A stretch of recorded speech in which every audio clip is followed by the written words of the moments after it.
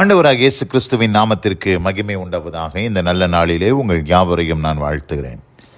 இந்த நாளின் தியானத்திற்கு என்று தெரிந்து கொள்ளப்பட்ட வேத பகுதி யோவான் சுவிசேஷம் 6ஆம் அதிகாரம் 37 ஜான் சாப்டர் 6 verse 37. பிதாவானவர் எனக்கு கொடுக்கிற யாவும் என்னிடத்தில் வரும், என்னிடத்தில் வருகிறவனை நான் புறம்பே தள்ளுவதில்லை. ஆமென். பிரியமானவர்களே, நான் வாசிக்க கேட்ட இந்த வார்த்தையின்படி இயேசுவானவர் என்ன சொல்லுகிறார் என்று சொன்னால், அவரிடத்தில் வருகிற ஒருவரை ஆகிலும் அவர் புறம்பே தள்ளுவதில்லை என்று சொல்லுகிறார். நம்முடைய வாழ்க்கையில் என்ன கஷ்டங்கள், என்ன போராட்டங்கள், என்ன பிரச்சனைகள் வந்தாலும் நம்ம அநேக நேரத்தில் கிறிஸ்து இயேசுவின் இடத்துல போகாமல் பலரிடத்தில் நாம் கடந்து சொல்லுகிறோம். பல மக்கள் மத்தியில் போய் நம்மளுடைய குறைகளை தீர்த்து கொள்ள விரும்புகிறோம். பல இடத்துக்கு போகிறோம். ஆனால் நிச்சயமாக மனுஷர்களை நாடி நாம் போகும்போது நம்முடைய பிரச்சனைகளுக்கெல்லாம் தீர்வு கிடைக்கும் என்பதில் எந்த விதமான நிச்சயமும் கிடையாது. ஆனால் கிறிஸ்துவை தேடி நாம் வரும்பொழுது நிச்சயமாகவே அவர் நம்முடைய பிரச்சனைகளுக்கெல்லாம் தீர்வை கொடுப்பதற்கு போதுமானவராக இருக்கிறார். இங்கே அதனால தான் சொல்கிறாரு, என்னிடத்தில் வருகிறவனை நான் புறம்பே தள்ளுவதில்லை. ஒருத்தனையும் நான் புறம்பே தள்ள மாட்டேன். யார் வந்தாலும், அவன் எந்த தேசத்துக்கு உரியவனாக இருந்தாலும், எந்த மதத்துக்குரியவனாக இருந்தாலும், எந்த பாஷைக்காரனாக இருந்தாலும், எப்படிப்பட்ட நிறத்துக்குரியவனாக இருந்தாலும், யாரெல்லாம் என்னிடத்தில் வராங்களோ எல்லாரையும் நான் என்னிடத்தில் சேர்த்து கொள்வேன் என்று இயேசுவானவர் சொல்லுகிறார். இந்த வசனத்தை முன்னிட்டு ஒரு வார்த்தையை உங்களுக்கு நான் காண்பிக்க, ஒரு சம்பவத்தை உங்களுக்கு நான் விவரிக்க விரும்புகிறேன். நம்ம எல்லாருக்கும் தெரிந்திருக்கிறபடி யூதாஸ் காரியத்து, இயேசு கிறிஸ்துவனுடைய சீஷன், அவரை காட்டி கொடுத்தான் என்பதை நம்ம யாவரும் அறிந்திருக்கிறோம். 30 வெள்ளிக்காசுக்கு காட்டி கொடுத்தான். ஆனால் பேதுரு பாருங்க, இயேசு கிறிஸ்துவை மறுதலித்தான், சத்தியம் பண்ணி சபிக்கவும் தொடங்கினான் என்று பார்க்கிறோம். இவர் யாருன்னே எனக்கு தெரியாதுன்னு சொல்லி சபித்தான், சத்தியம் பண்ணினான் என்று சொல்லி நான் பார்க்கிறோம். ஆனால் யூதாஸ் காரியத்தை சபிக்கலை, சத்தியம் பண்ணலை, ஒன்றும் செய்யலை, முத்தம் தான் கொடுத்தார். முத்தத்தினால் அவர் இயேசு கிறிஸ்துவை காட்டி கொடுத்தான். அப்படி காட்டி கொடுத்தது நிமித்தமாக அவருக்கு மரண ஆக்கினைக்குள்ளாக அவர் தீர்க்கப்பட்டார். இயேசு கிறிஸ்து மரண ஆக்கினைக்குள்ளாக தீர்க்கப்பட்டார். இந்த சம்பவத்தை கேள்விப்பட்ட யூதாஸ் காரியத்து என்ன செய்கிறான் பாருங்க. மத்தேயு சுவிசேஷம் 27ஆம் அதிகாரம் 3ஆம் வசனத்திலிருந்து வாசிக்கிறேன்.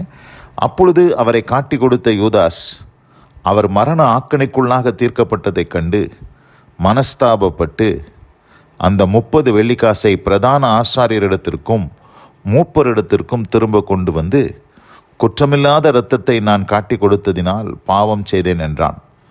அதற்கு அவர்கள், எங்களுக்கென்ன, அது உன்பாடு என்றார்கள். அப்பொழுது அவன் அந்த வெள்ளிக்காசை தேவாலயத்தில் எரிந்துவிட்டு புறப்பட்டு போய் நான்று கொண்டு செத்தான் என்று பார்க்கிறோம். இந்த இடத்துல யூதாஸ் காரியத்து மனஸ்தாபப்படுகிறான். நான் பாவம் செய்தேன் என்று சொல்லுகிறான். அவர் ஆக்கினைக்குள்ளாக, மரண ஆக்கினைக்குள்ளாக இயேசுவானவரை தீர்த்தது நிமித்தமாக இப்படி அவன் சொன்னான். சொல்லிட்டு யார் இடத்துல வருகிறான்னு சொன்னால், பிரதான ஆசாரியர் இடத்துல வந்து பாவ அறிக்கை செய்கிறான். பிரதான ஆசாரியர் இடத்துல பாவ அறிக்கை செய்கிறான். பாவ அறிக்கை செய்து அந்த இடத்துல போய் ஏதாச்சும் ஒரு தீர்வு வருமா, அவனுடைய குற்ற உணர்வுகள் தீருமா, அவனுக்குள்ளே இருக்கிற அந்த கில்ட்டி கான்ஷியஸ் மாறுமா என்று சொல்லி அவன் போய் ட்ரை பண்ணுறான். அந்த வாங்கின காசை திருப்பி கொடுத்தா ஒருவேளை அதுக்கு தீர்வு வருமானு சொல்லி அதெல்லாம் செஞ்சு பார்க்குறான். ஆனால் தீர்வு வரல. அங்கே பிரதான ஆசாரியர் இடத்துல போகிறான். அதற்கு பின்னதாக தேவாலயத்துக்கு போகிறான். அங்கே தேவாலயத்தில் ஆண்டவர் இல்லை. தேவாலயத்தில் ஆண்டவர் இல்லை. இயேசுவானவர் அப்பொழுது அங்கே நியாய விசாரிப்பு செய்து கொண்டு இருக்கிறார்கள். இவன் யார்கிட்ட போயிருக்கலாம்? நேராக இயேசு எங்கே இருக்கிறாருன்னு தேடி இயேசு கிறிஸ்துக்கிட்ட போயிருந்தானா நமக்கு தெரியாது. வசனத்தின்படி இவன் தான் காட்டி கொடுக்கணும், இவன் தான் வந்து சாகணும். ஆனால் ஒரு யோசனை இப்படி இருக்குது. ஒருவேளை இயேசு கிறிஸ்துவினிடத்தில் போயிருந்தா ஆண்டவர் தம்மிடத்தில் வருகிற ஒருவனையும் ஆண்டவரை புறம்பே தள்ளாத தேவன் அல்லவா? கடைசி நிமிஷத்தில் ஒரு கள்ளன், கொலைபாதகன் சிலுவையில் மனம் திரும்பி ஆண்டவரே என்னை நினைந்தருளும் என்று சொன்ன பொழுது இயேசுவானவர் அவனை தன் பட்சத்தில் சேர்த்து கொண்டார். என்னோடு கூட நீ இன்றைக்கு பரதேசில் இருப்பாய் என்று ஆண்டவர் சொன்னதை நான் பார்க்கிறோம். அதுபோல் இங்கே பேதுருவும் பாருங்கள், இயேசு கிறிஸ்துவை எனக்கு யாருனே தெரியாதுன்னு சபிக்கிறாரு, சத்தியம் பண்ணுறார். மத்தேயு சுவிசேஷம் 26ஆம் அதிகாரம் 24ஆம் வசனத்திலிருந்து வாசிக்கிறேன். அப்பொழுது அவன் அந்த மனுஷனை அறியேன் என்று சொல்லி சபிக்கவும் சத்தியம் பண்ணவும் தொடங்கினான். உடனே சேவல் கூவிற்று.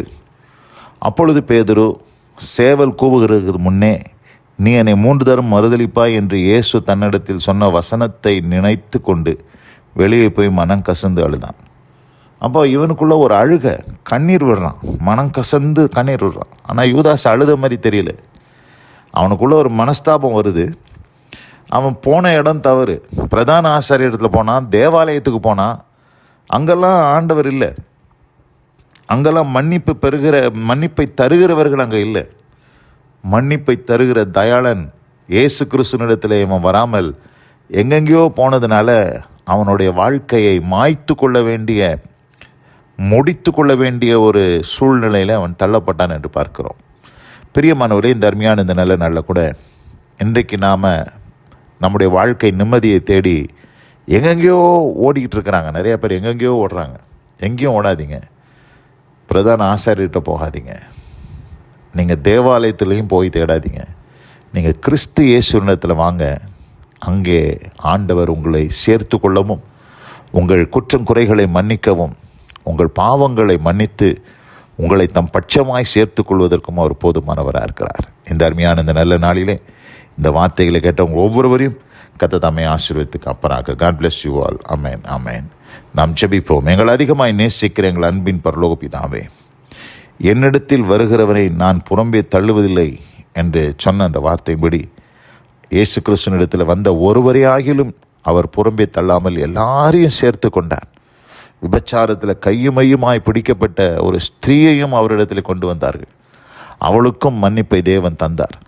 அப்படிப்பட்ட இயேசு கிறிஸ்து இன்றைக்கு எங்களுக்காக இருக்கும் பொழுது எங்கள் பிரச்சனைகளை இயேசு கிறிஸ்துவினிடத்தில் கொண்டு வராமல் நாங்கள் மனுஷரிடத்திலும் பல இடங்களிலும் ஒரு யூதாஸ் காரியத்து பிரதான ஆசாரியனிடத்திலும் தேவாலயத்திற்கும் போனான். ஆனால் அங்கே அவனுக்கு தீர்வு கிடைக்கவில்லை, தன்னை மாய்த்து கொண்டான் என்று பார்க்கிறோம். அப்படிப்பட்ட அனுபவம் எங்களில் ஒருவருக்கும் இராதபடி நாங்கள் கிறிஸ்து இயேசுவினிடத்திலே ஓடி வர, எங்களை சேர்த்து கொள்ளுகிற ஆண்டவரிடத்திலே நாங்கள் நெருங்கி வர கர்த்தர் எங்களுக்கு கிருபை செய்தரும். இந்த வசனம் கேட்ட பிள்ளைகள் ஒவ்வொருவரையும் ஆசீர்வதியும். இயேசு கிறிஸ்துவின் வல்ல நாமத்தில் பிதாவே, ஆமென், ஆமென்.